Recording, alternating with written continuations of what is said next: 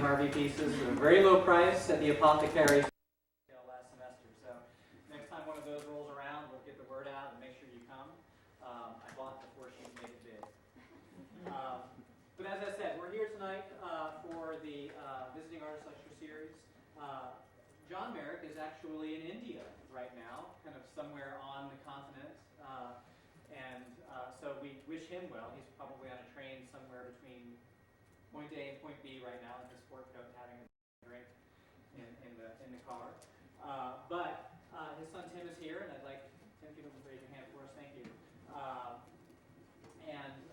Tim and John have been very gracious in hosting Ian and Ruth and I and a number of the faculty these past couple of nights at their home, and again at the Chancellor's residence. And like any of these visiting artist events, we have this whole kind of array of activities. So Ian has been very busy, well fed, he tells us. But in addition to the lecture tonight, also open to the public tomorrow is a professionalism seminar that will take place in this room at 11 o'clock from 11 to 12:15. Ruth will be here for that as well. That's a point of contact for the visiting artists and our students to really just talk about this transition between kind of being a student and then being a professional artist. And it's a very kind of abstract notion until you're actually confronted with it. And so this is a part of what we do with the visiting artists while they're here to make contact with our students. And I will also be giving some studio visits tomorrow as well, meeting directly with a number of our majors, talking about their work. And it's these kinds of connections that, for us, make the Marek Visiting Artist Series so incredibly important and special, and such a central part of our gallery program. The gallery serves the department in a lot of very specific ways, and one of the most important ways that it does that I think is that through the Marek support, we're bringing in artists for extended periods of time, mounting exhibitions that push limits and boundaries in a lot of ways that don't happen in any other venue in Chattanooga. We're really proud of that, and it has a very clear and lasting impact on our students, and even on our instruction here in the university. So for that, we are eternally grateful. And without any further ado, I'll turn the floor over to Ruth, who's going to give you sort of more of a proper introduction, and then I'll get into his lecture. And of course, we'll have a reception following, and I want to thank you again for all being here tonight.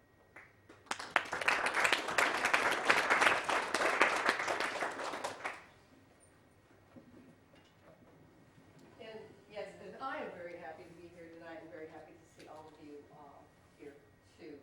And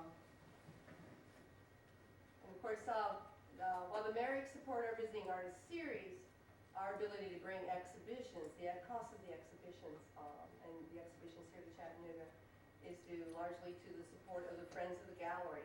So I'd encourage you all to consider at some point becoming a friend of the gallery and support the visual arts here at UTC and within the Cress. And of course, we do open an exhibition tonight, Living Daylights by Diane Pedigo, a sculptural installation by Diane Pedigo. We're lucky to have the artist here to speak to the work, and actually to have him here to install the work. He's been working since last Thursday. Actually arrived Thursday, so but the work did begin Thursday with discussion.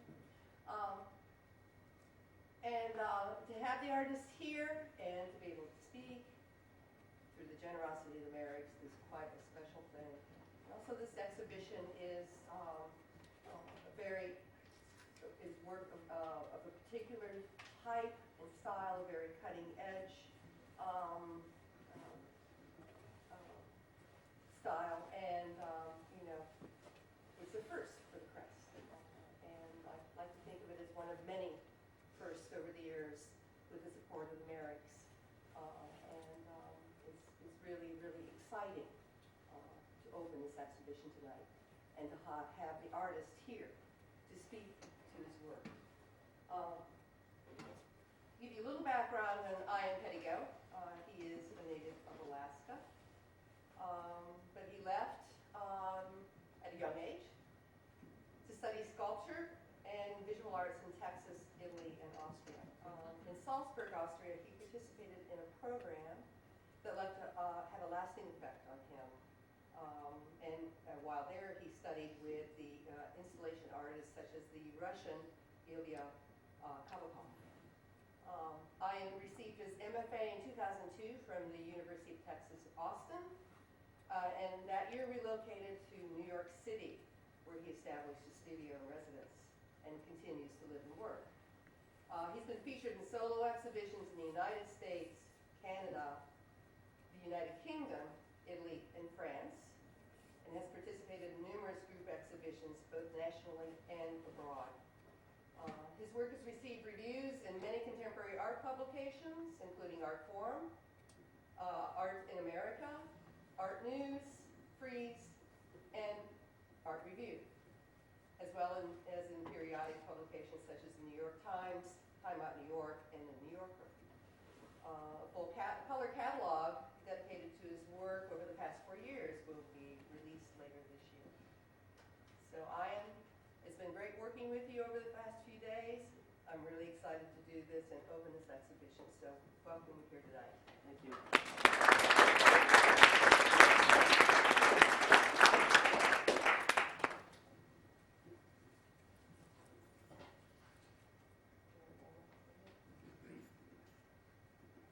Hello.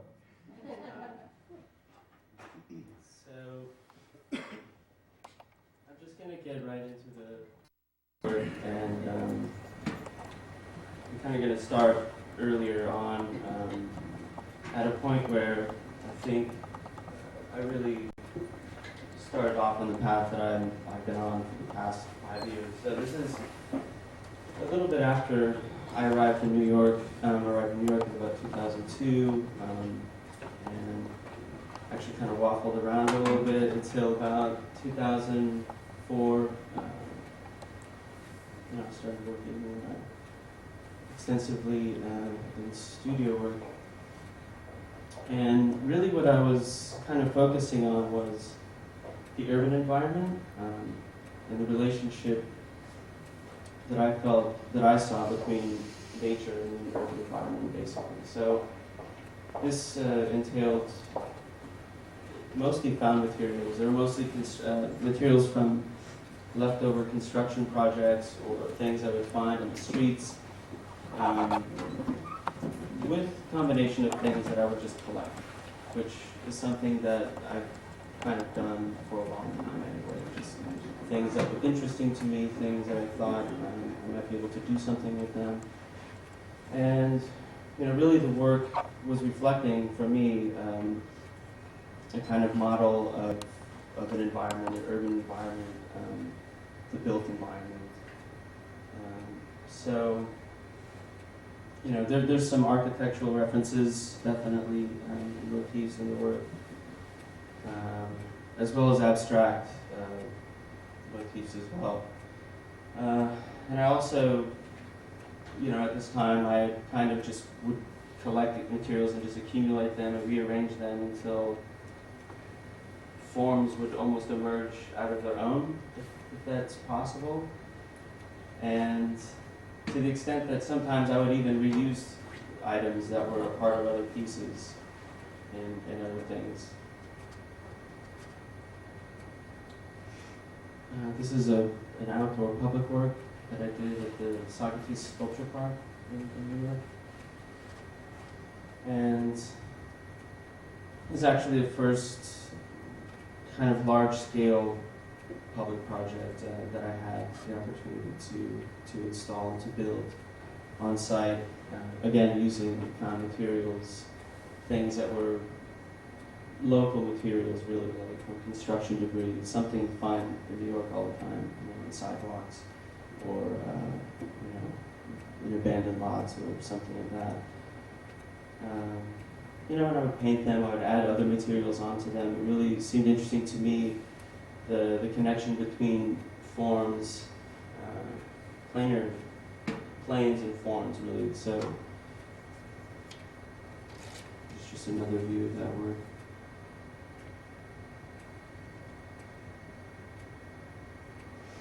This is a work called Ruins Over Field from 2005.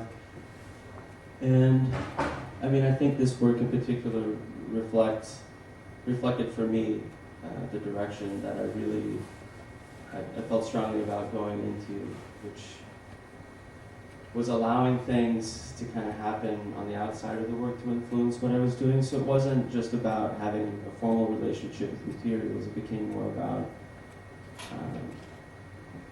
sometimes even including things such as this flowered bedsheet in there that would kind of add something else to it, but would in a way undermine the form of the sculpture itself. This is an early show I had at Klaus von Nixhagen in 2005. This was my first solo show actually in New York, and this is an installation view. I also wanted to show some images of things, well, not of my work actually, because images in photography I have a really strong relationship with them, and they inform a lot of decisions that I make in my work. And I have an archive, that I keep of images, and I constantly refer to them, just in terms of visual interest or even compositional interest, such as the random debris of ruined automobiles to graffiti. This is an image I took from my neighborhood. Just seeing like something to me, it seems like a really interesting aesthetic situation happening with this blue and white material that they install in fences to kind of cause a visual divider, and then this graffiti on top of it. So it's really kind of about the urban life, urban decay in a way. And this is another photograph I took of a bed. So I mean, I'm almost looking at this image as an installation in and of itself, but there's really, in this situation, there was no forethought put into it by the person who left it there.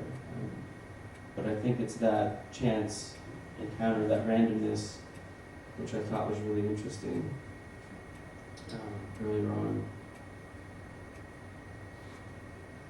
This is another image of something that I took in my neighborhood of a poster that had been graffitied, and it actually kind of looks like an etouche in a way, with graffiti on the top of it. So really kind of continued on this path of looking at ruined sort of material and physical ruins, whether like an architectural setting or almost kind of in a graphical sense too.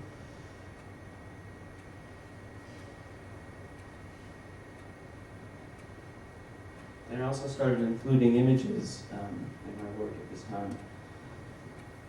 I had a series of works that I did on the side that were collage based, and I primarily used images from a collection of magazines that I would have, that I still keep, usually National Geographics, Time Life magazines,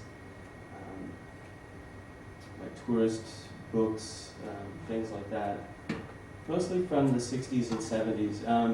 And it's not just a nostalgic reason why I think I collect these things. I think before the digital age and the sort of perfection of the image and the perfection of reproduction, I find a lot of interest in older photographic processes where you really get to see the noise, and you really get to see the color separation, I think, a lot more clearly. And so for me, they kind of echo the history of the found materials that I was using in a way, because they themselves already had this history built into them. That, accompanied by the ruined nature of the materials I was finding, then I would try to take it and push it a little bit further by kind of ruining the materials even further. So it has for me, multiple layers of age to the works. This is a wall piece that I made in 2007, just with this found beach mat, actually, is what it is. accompanied by this layer of this aged newsprint. That I also have a bunch of materials like this that I keep. There's another piece from 2007. I mean, in this work, you know, you could really see like the images taking more predominant role. I periodically go, shift back and forth with this, and sometimes I go back and add more images on the work, and sometimes not. But ultimately, it was also about finding these inherent possibilities with the materials themselves, like such as if you take the edges of 5 pages from magazines and lay them edge to edge, they start to make this like pentagon. And that's something I find really interesting is how materials have their own inherent information built into them in a way. It's one thing, I think, to be an artist who takes raw materials and makes a new form kind of out of nothing. So in a way, I'm actually kind of looking at these being the raw materials in a way, rather than, let's say, a pigment mixed with oil or something. I mean, I really think that these for me are raw materials as well. So there are more architectural references. I think as my work progressed, it progresses over time. There's another work from 2007.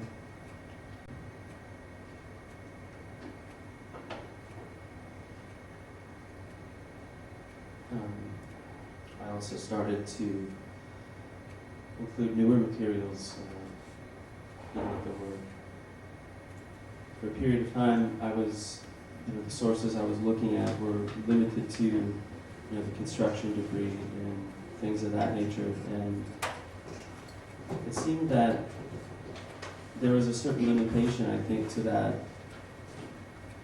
collection of materials, that it wasn't really saying enough for me. So it seemed like an unlikely but interesting possibility to just start to include a combination of different things and see how they can coexist. This is the first time that I started working with this material, which I've used it quite a bit. It's a theatrical light filter, and in this piece it's spanning the distance of that opening in the sculpture and allowing the light to reflect through it. This was my second solo exhibition at Los Panixagan in New York.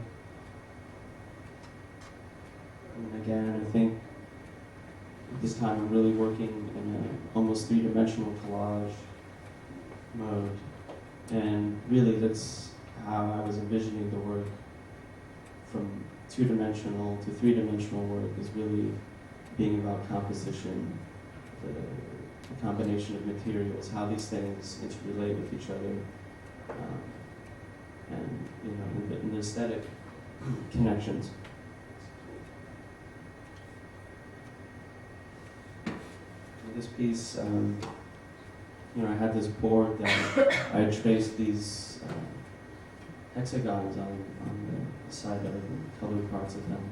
This is actually an image that's from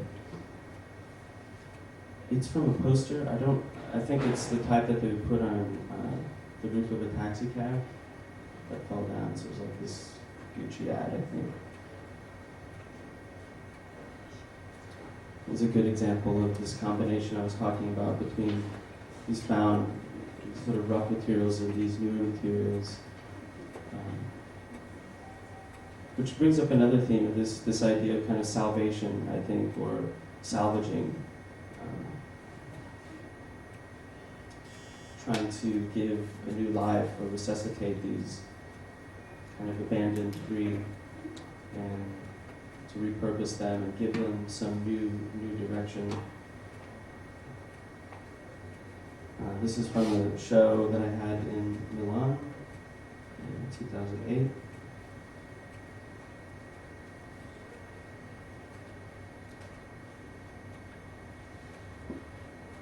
Here we had actually left the paint from the previous exhibition on the wall, black, which sort of was like another found material in a way.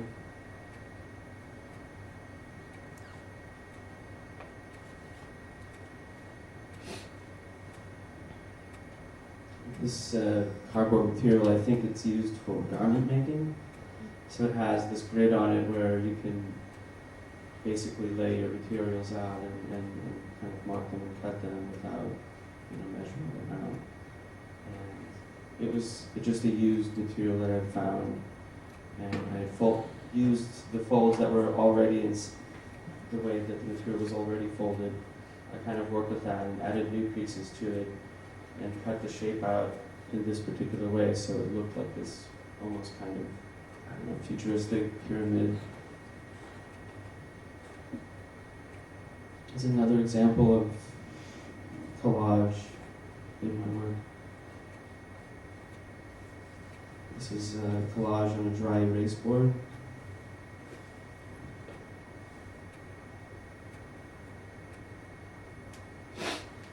This work is with a section from, I forget what they call this, it's not a pegboard, but it's like a slat board that they use in the commercial industry, especially like for displays, like retail display. That also has these collaged elements on it. And when I'm making these collages, they seem kind of random, but they actually take quite a bit of consideration to put together. I spend a lot of time seeing how, just in the same way when I'm working with sculpture, to see how these images and colors of the images, how they correspond with each other, how they contrast with each other, how to create a composition out of them without using the same thing twice, or without using the same colors. How do colors look next to each other?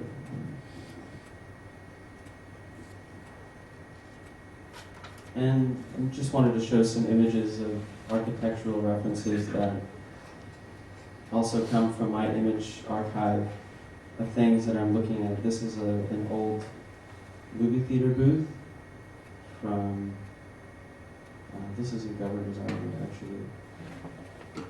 And I really like the geometry of this booth, for example.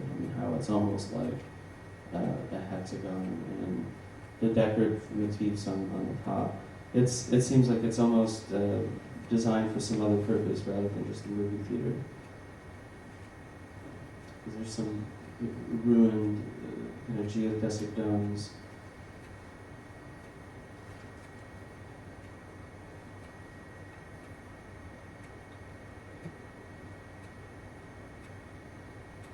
Interior ruins of an old hotel building.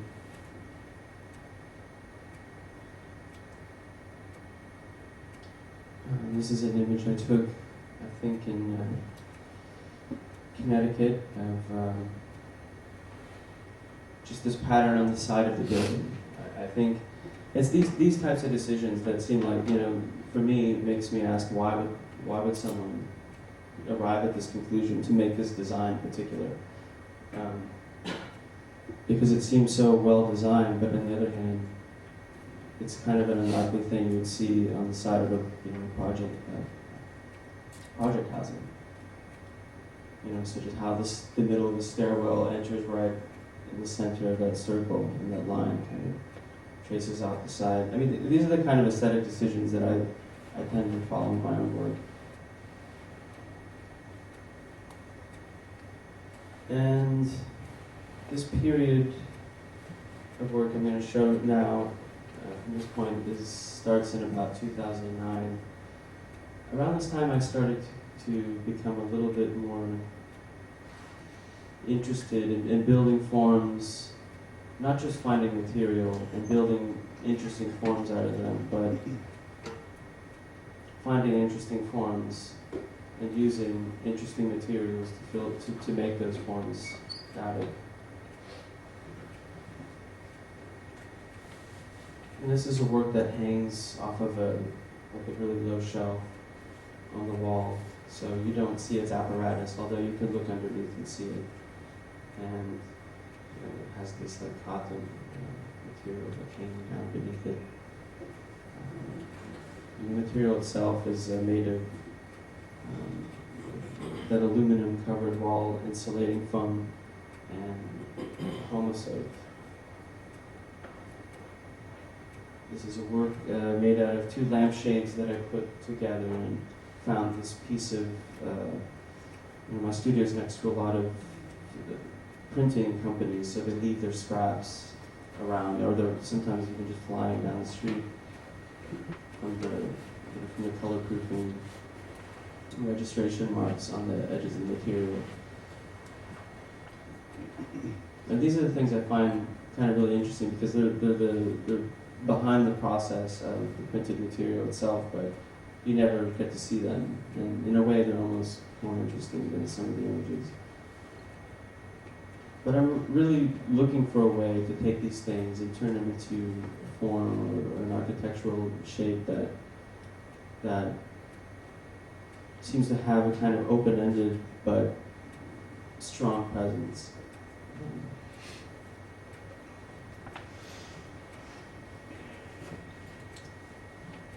This is an exhibition, an installation view from a show I had in Paris in 2009 also. So in addition to this idea I was talking about kind of thinking of forms and then finding materials to make them out of, I started to look at man-made materials as well, rocks or birch branches. It seemed to me, rather than just making something out of one type of material, if I wanted to create an environment and sort of model what our living environment, our urban environments are like, then it would have to be multifaceted. It would have to be with several different things, and maybe they don't look alike. Maybe what's interesting about them is the fact it's not what their similarities are, it's what their differences are.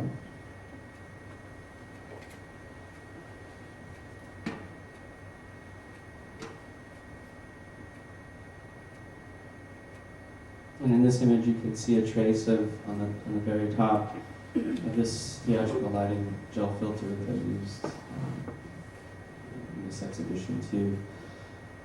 This piece here on the left-hand side is it's constructed out of MDF and these burnt-out light tubes, fluorescent lighting tubes, and the surface of it is covered with this aluminum reflective tape. So I'm really just using things that are commonly available. This is just a simple, I think, contrast between a geometric form and a natural form. Installed here almost like it's an emblem, on top of this staff. We start using things like carpet and broken glass. This is a work that it's the inspiration for this work comes from a couple of things actually. One are the dolmens of Europe, that the megalithic sort of tombs that were built a long time ago, as well as especially in America, you find several examples of these called glacial erratics, that these large boulders that were picked up by, maybe scoured off of mountains or cliffs and carried by glaciers over several miles, and then when the glacier melts, the boulder is just kind of standing free in the middle of a field, which I think is also really interesting because there's this intention behind it, but it has this mystery in a way, like, what were these things doing, or for dolmens, why did people build them? And people still don't have specific answers. This is a work that's made completely out of felt material. I think it's, for me, it's really kind of an abstract work that has really strong formal lines and could look like it represents several different things. And usually when I think something is representative of multiple things, it's kind of more interesting than something that's represented, like directly.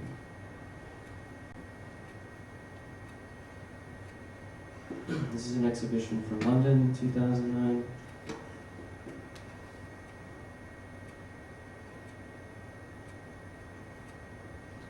So I'm starting to work with the different qualities of light and lightness and density.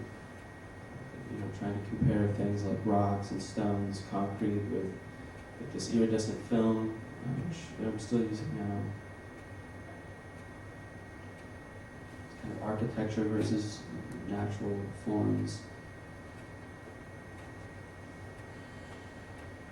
This is a piece that's made out of an inverted countertop. That the hole where the sink is, I installed these blinds that hang upside down and create this column that comes down.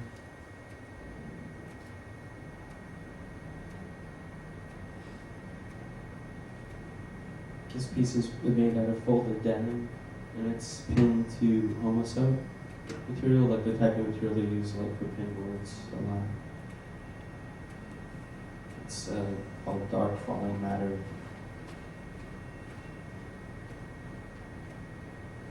And again, this contrast between nature and geometry, or kind of like the things that arrive from nature and the things that arrive from the human imagination.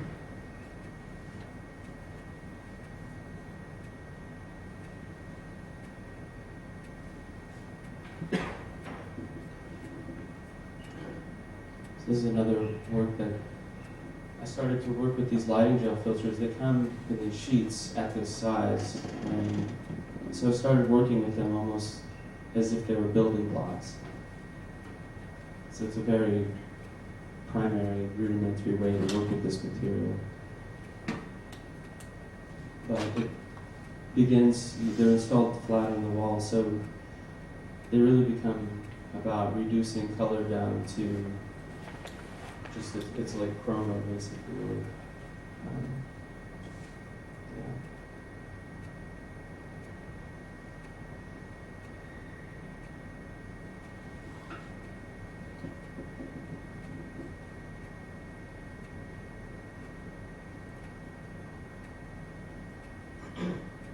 This is an image actually I took of myself. I took myself of this. This object is actually questionable. Some people think it's man-made, and some people think that it was placed there by nature as a glacial erratic. This is in upstate New York, and again, these are the kinds of things that I'm inspired by, that I find interesting, is this kind of mystery behind the object. You look at something like this, you start to wonder what process went into making this thing. How far away was this carried from? And also, this connection with time, and I haven't really spoken about that yet, but this issue of time also become more important to me. Not just like an immediate environment setting, like I was considering the built environment and the natural environment. There's also this aspect of time. You have these ancient things such as stones, but even in the urban environment where we don't really consider to see much of nature, like in New York, it's really everywhere. You see buildings decaying, and that's a part of nature. The materials themselves are made out of natural materials that have just been refined. So, for me, I think it's important to consider everything in a larger timeline as opposed to this sort of progressive and linear pattern.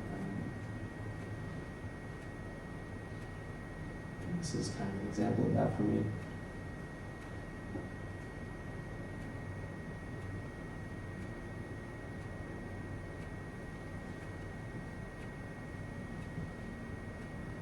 This is an example of glacial paving where several boulders or like small rubble will be underneath glaciers, and as it's progressing across the landscape it actually scours through. I started mimicking this process in a lot of my works, scouring the materials and weathering them. And this is just a real basic kind of structure made out of some branches and moss and things like this.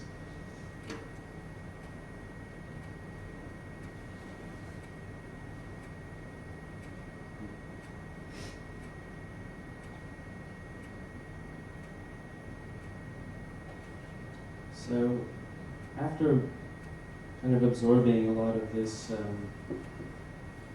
these types of ideas and these types of images, I kind of saw my work, especially at this time, come together in a new way, in a different way.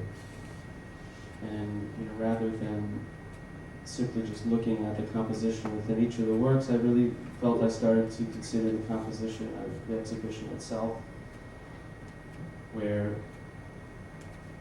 like again, trying to create almost this environment out of the different works that are in the show. Like you could see the sort of reference to the glacial paving in that piece there on the right.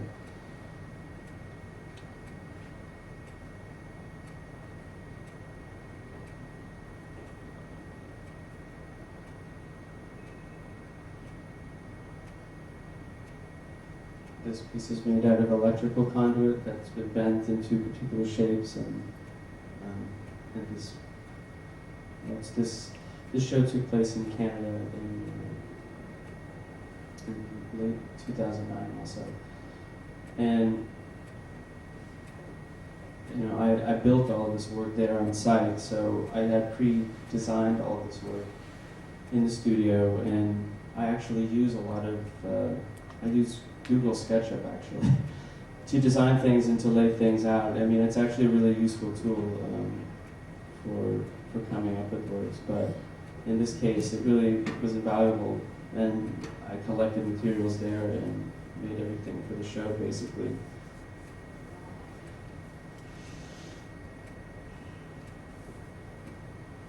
This work actually used some of the institution's tile while they were going under renovation.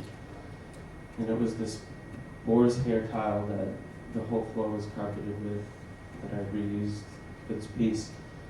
And the outside of it is the reverse side of acoustical ceiling tile. I don't think you have any examples of that here, but in drop ceilings they use this material a lot. And it's just the reverse side, and it has this really kind of beautiful manufacturing marks on the back side of it, and the color almost looks like stone or marble or something like that. This is an installation view from 2010, just about a year ago, my third solo show in New York. And I think it more reflects where I'm at, of course, at the moment, because it's recent, but where I intend to go with the work also, which is, again, this combination of natural materials and man-made materials, also combining them with domestic elements, such as furniture, office furniture.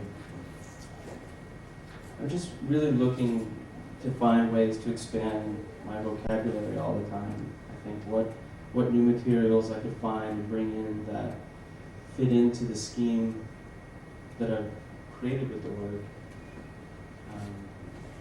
but also that makes sense with the work aesthetically.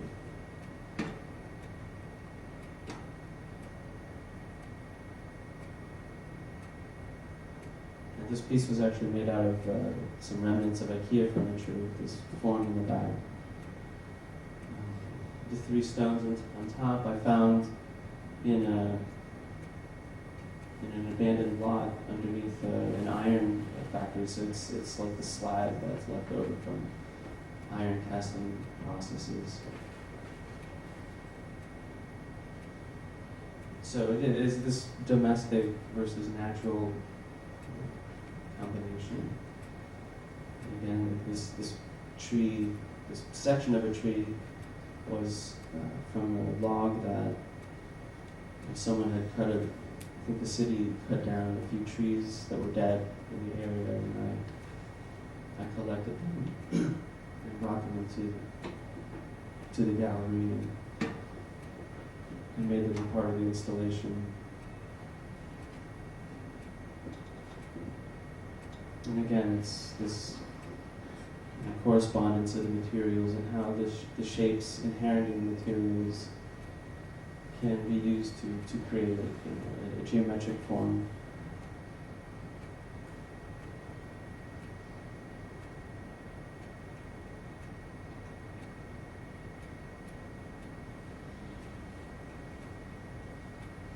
I'm using these stones that come from the old cobbled streets in New York. So whenever they're doing road repair, especially in my studio neighborhood, the city tears up the asphalt and all of these old stones they become available. And I've used them several times, a few times in different ways. But I mean, I like that they have this other history on top of them, just being stones. They've been squared and turned into the shape by someone else. And this year I also started working with images a little bit differently. And this is kind of my most recent, I could say, development in my work. Whereas they're the same sources as I've been using in the past, which before I was using them mostly to make collages out of. I started scanning images from these magazines that I collected in books that I collected, and I really wanted to highlight the moire pattern that comes out through the scanning process rather than descreening. I really wanted to kind of re-show how these images are created, I guess, and how they're displayed. But I also started there was a thematic aspect to this too, because all the images I started to use were really about fog and mist and how the image is almost struggling to kind of emerge from this background as well as the process. So you see this kind of multiple layers of kind of degrading happening. And I split them into four different frames, which it references the window, and like a window pane almost. I'd always seen the images that I was applying on my sculptures as like a window you're kind of looking through to someplace else. It was also about how to bring a connection from the outside of the work from someplace else, which you may or may not ever have been, and to superimpose it on the work. It almost kind of works almost in a connotative sort of way, an associative way. There's another image of these trees in this valley, and again there's this kind of wall of veil of mist behind it. Several other scenes of images that I work with in the same manner, where some of them are a lot more literal, some of them are a little bit more abstract. I could almost kind of reference color field paintings, but I'm really kind of going just for that quality that I'm talking about, is this quality of the printed image and this issue of memory too. How the memory of these places are preserved in the image, and in a way how you could go back to these places and maybe find these locations, but where exactly they are becomes less important. They become reduced to color and composition.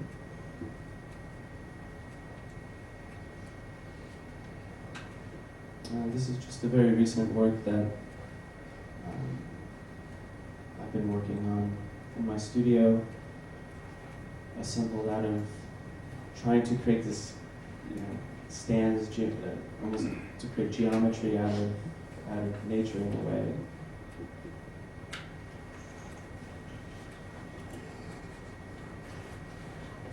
I'm using these domestic elements again that I mentioned before.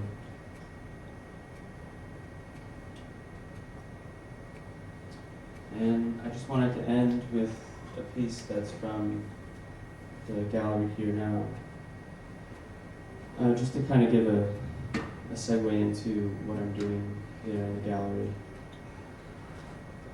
and how it relates to my older work and how it relates to the work in the show itself. This work is made out of wood, obviously, 3 different pieces of wood that I've painted different colors and stained. The material on the back is material that I've collected that's made out of, I took apart these pillowcases that I found that I thought were really, really beautiful and really interesting looking, to have this kind of floral, natural image on them, but they have this almost metallic sheen to them. So, it's kind of like faux nature. But the form of this work references some images of things I've looked at. For example, there are these several cathedrals that they have, I think in France. They'll have a wall where they have an archway that was made into the wall that's been filled in. It was supposed to be this intended doorway for like spirits to float into, which I thought was kind of an interesting thing. This kind of like false doorway.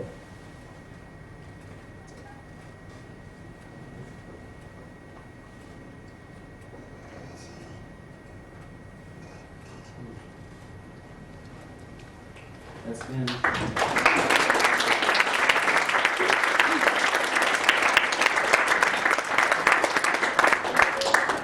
If anyone has any questions, I'm more than happy to answer, or ask me in the gallery too. What is your kind of more or less like your studio process in a sense? Like, are you spending more time going out and finding stuff, or do you sit around and develop your work like in sketches and stuff like that, more through Google Sketch and all that? It's definitely more hands-on. I only use the Google application for layout. I mean, in that particular case, I was doing it to design small ones because they were a little bit larger scale than than I had worked at that point, and also then it's possible in my studio. So it's pretty helpful that way. But I usually spend my time, I don't consciously go out and find things. I just find things. But I'm always outside walking around. I usually walk, home from my studio, and I'll find things and I'll pick them up and I'll bring them back. And the studio process is really just assembling things, taking things apart. Have plans for something, and then it looks like it wasn't a good idea, and I'll leave it there for a while, and I'll come back and do something else to it. So they really develop over a period of time, and that's even true if I'm designing things like in SketchUp. It's I could work on a piece perhaps over, not consistently, but over a period of 6 months, or something. It just unfolds over time. Talk about the permanence of your work. I know with installation work, you're taking them up, you're setting them up, taking them down, and then you also have a gallery that represents you. You have people purchasing your work, and it seems that you're more in a movement toward permanence as a piece that's going to stay together, stay up, as opposed to some of your earlier work. I don't know. It's the nature, I think, of how things have developed. I mean, I think I'm still interested in this almost ethereal quality aspect to the works. I think, earlier on I was interested in this idea of fragility where, the work was kind of barely standing up, in its own weight. Like it could collapse, or it could fall apart sort of every moment, and it creates a kind of a tension, I guess, in that sense. But I don't know. I think my concept of permanence is kind of adapted in a way, and I'm kind of interested in permanence relating to visual forms, almost like things that we remember, maybe opposed to the materials themselves. Yeah. Can you talk a little bit more about how you go through the process of installing the works? I mean, it seems like there's very particular spatial dimension to the, from one work to the next, and how they are arranged. And you talk, a lot about how the work references architecture, or it's always something that sort of seems to be part of your process. So, yeah, maybe if you could just talk about space and the installation process. Yeah, I'm usually considering the space as I'm developing the work. That's not always the case, but I'll have completed pieces in the studio. Usually I'll have several pieces that I might consider for an installation, and I usually have those placed, on the floor or something, and it really becomes about not just filling the space, but I do select things based on how they look in space, if that really makes any sense.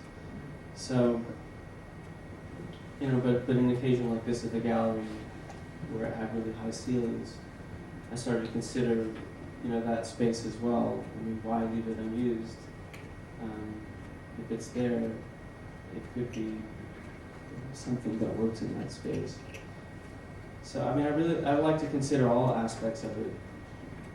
It goes from sculpture, so it kind of occupies the space that you walk in, your own physical space, as well as kind of the visual space of the wall, which is the reason why I think I wanted to start working with photography and images as well. They almost became backdrops for the sculptures in a way, almost like you would see billboards behind things you'd see on the street.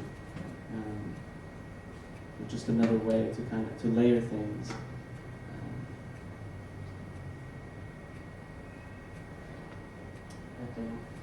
Can you talk a little bit more about, I guess, the found objects and kind of your process for, I guess, like what you pick up or what you find and how you find it, and if there's like an editing process there? A what process? Like an editing process, do you pick something up and throw it out later or whatever? How do you choose what you kind of think? I used to collect a lot of things. I still do, but after a while, I started to realize what things would have a place in my work and which wouldn't. I would have so many materials piled up that I'd have to get rid of them, every 6 months or something. So, but I think also I started to have a much more sort of focused sense of aesthetics and what I was doing. So, if I would see something and I didn't really get an idea for it right away, I would just walk away.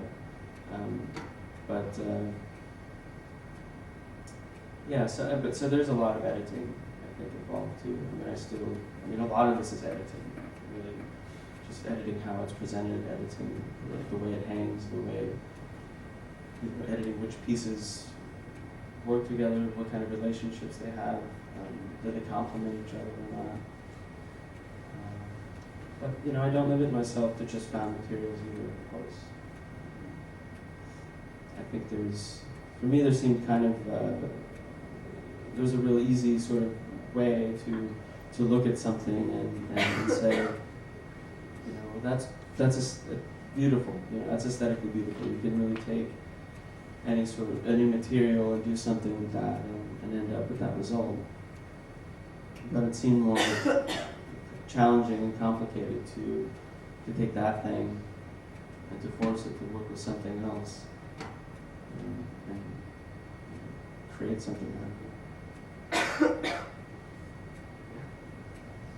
I guess maybe this is an observation more than a question, but I've been thinking about how you talk about creating open-endedness in your work I've been just thinking about how do you create that, what are the, and I've been thinking about the roles of how specific you juxtapose formal elements or shape or geometry with, outside elements, and if that's like a sort of marriage for creating something different. But I'm also intrigued by how you talk about it as occupying like memory in a certain way, and how our relationship to memory prevents us from concretizing things, putting things into a fixed state. Right, And like these plays of visual qualities with tactile things. Well, yeah, I mean, there's this. I mean, I think if you go to look at work, you go to an exhibition, for example, you're left with this visual impression, of course.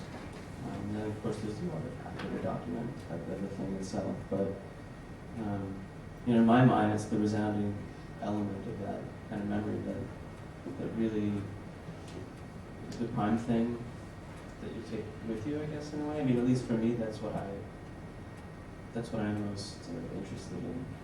So, there's a vocabulary, I think, that can exist with using these different elements, whether they're abstract or they're, really referential to something specific. I think that idea of having something open-ended also kind of suggests that something else, it could go someplace else, maybe there is an incompleteness to it. Like it can continue. It's not really bound by any sense of time visually. It is material, so it does have a lifespan, but.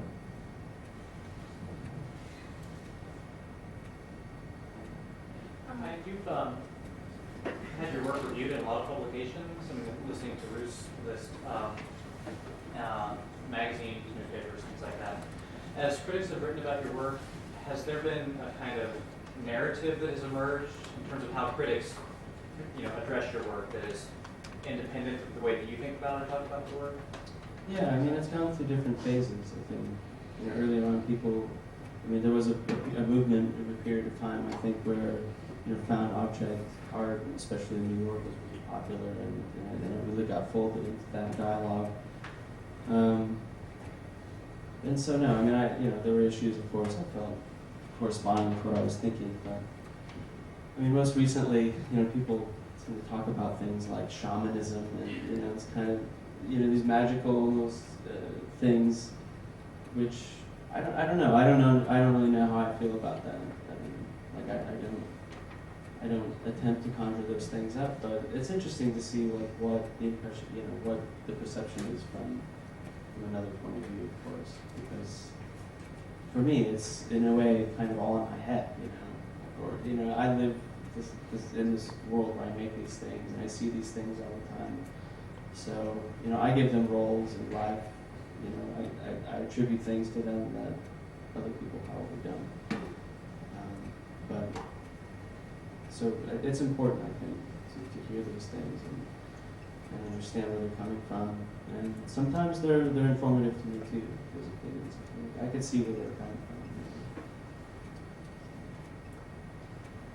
Yeah. And I have a question about, you mentioned a couple of titles that you did to pieces, and yeah. I was just wondering about language and how that affects transformation of the objects and pieces, and what maybe how title practice.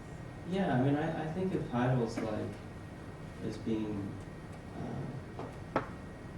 almost an additional layer that you can apply to the work. And I spend actually a long time producing titles. Usually, I'll finish something, and I have an idea of what I'm thinking about it or what I'm even feeling about it. And I mean, I like to think of titles as not so much what I'm naming the thing, how I'm describing the object, but kind of more like what it's trying to signify somewhere else, or something that's that creates a setting around it in a way. So they're really they describe more the situation, I think, around the work, rather than directly calling it what it is. And that to me, I mean, again, I mean, like I said, for me, I'm more interested in the setting of that, rather than the specific nature of what that is. Because for me, they really reflect, mental attributes in a way, the way of thinking, ways of feeling, things of that nature.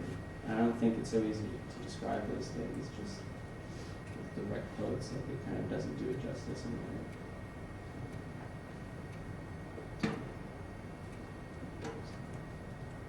Yeah, I was going to ask about the title of the show. Oh, the title of the show? And maybe how that relates to the work. Well, the Living Daylights. Well, there's that, that kind of cliche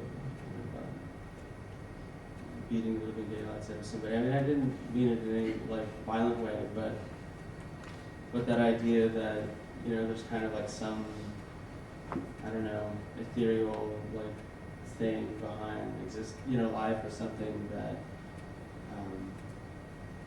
that kind of exists. And I just think it reflects the nature of the work and how I kind of hope that it's received.